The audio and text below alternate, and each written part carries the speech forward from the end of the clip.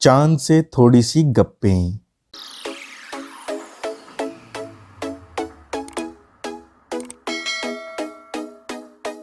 यह कविता 10 से 11 साल की लड़की के मन की स्थिति को प्रस्तुत करती है।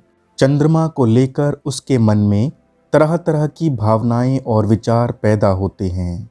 वह जिज्ञासु है और चंद्रमा से कविता के माध्यम से बात कर रही है।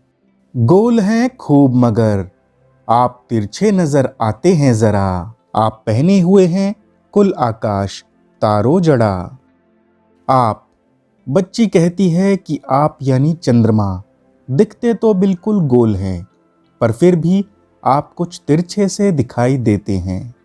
वह कहती है कि आपने कुल आकाश पहना हुआ है, ओढ़ा हुआ है। भाई, आकाश में जब चंद्रमा दिखाई देते हैं तब उनके सामने तारे तो फीके ही नजर आते हैं। इसलिए लगता है कि चंद्रमा ने तारों से जड़ा पूरा आकाश पहना हुआ है, वस्त्रों की तरह।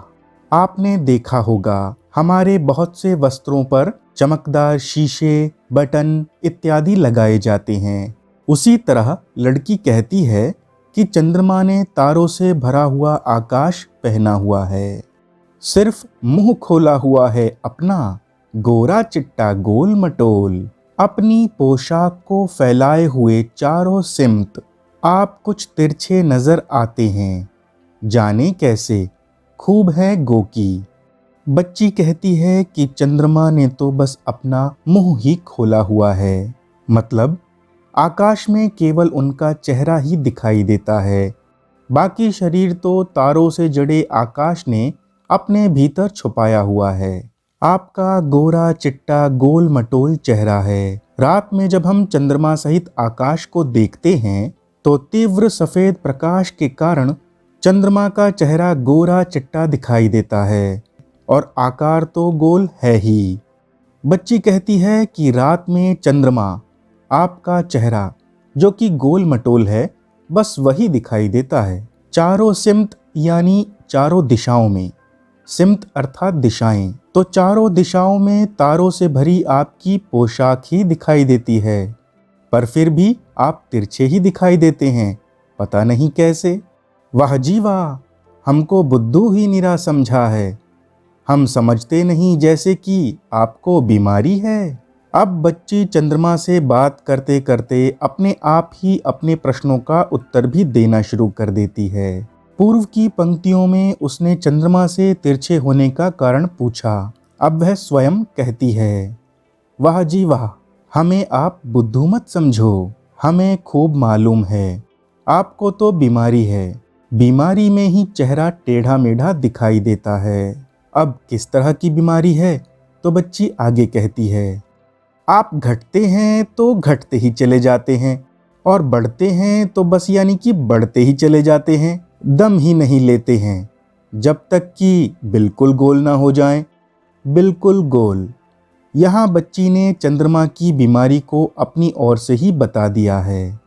छोटे बच्चे भोले भाले होते हैं, उन्हें अपनी कल्पना से जो समझ में आता है वही कहते हैं और समझते हैं। तो बच्ची कहती है कि चंद्रमा जब घटता है तो बस घटता ही चला जाता है और बढ़ता है तो बस बढ़ता ही चला जाता है।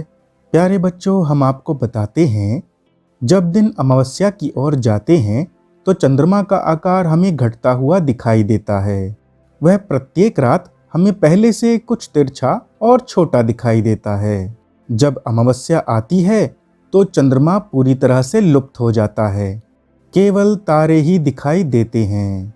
पर अमावस्या के बाद चंद्रमा दोबारा बढ़ता है और 14 दिन के बाद पूर्णिमा को फिर से पूरी तरह गोल हो जाता है।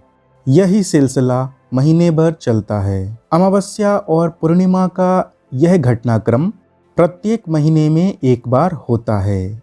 इस कविता में बच्ची इसे चंद्रमा की बीमारी बताती है। चंद्रमा का बढ़ना और घटना उसे बीमार होना लगता है। अतः वह कहती है, यह मर्ज आपका अच्छा ही नहीं होने में आता है। मतलब हर समय बढ़ने और घटने की यही क्रिया चलती रहती है। तो बच्ची को यह लगता है यह बीमारी जो चंद्रमा को है ठीक नहीं हो रही है।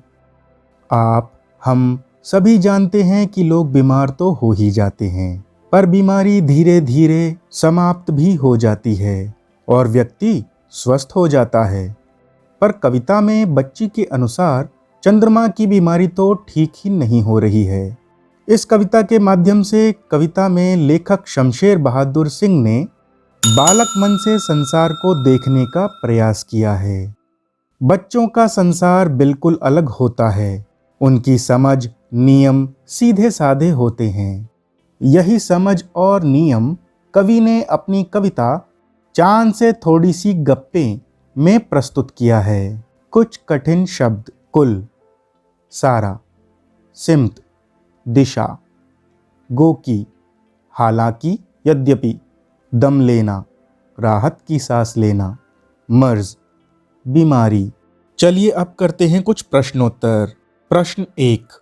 कविता में आप पहने हुए हैं कुल आकाश कहकर लड़की क्या कहना चाहती है? उत्तर: लड़की कहना चाहती है कि चांद तारों से जड़ी हुई चादर ओढ़कर बैठा है। प्रश्न 2। हमको बुद्धू ही निरा समझा है कहकर लड़की क्या कहना चाहती है? उत्तर: हमको बुद्धू ही निरा समझा है से लड़की का आश्रय है कि हम बुद्धू नहीं हैं, कि यह ना समझ सकें कि आप बीमार हैं। हम सब कुछ जानते हैं, हम भी चतुर हैं। प्रश्न 3। आशय बताओ। यह मर्ज आपका अच्छा ही नहीं होने में आता है।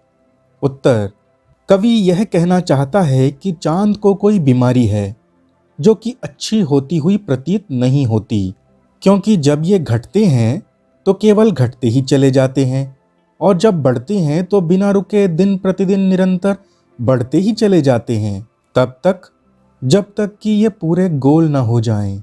कवि की नज़र में यह सामान्य क्रिया नहीं है। उत्तर 2। हमको बुद्धू ही निरा समझा है। प्रश्न 4। कवि ने चांद से गप्पे किस दिन लगाई होंगी? इस कविता में आई बातों की मदद से अनुमान लगाओ और इसके कारण भी बताओ। पूर्णिमा, अष्टमी, अष्टमी से पूर्णिमा के बीच, प्रथमा से अष्टमी के बीच।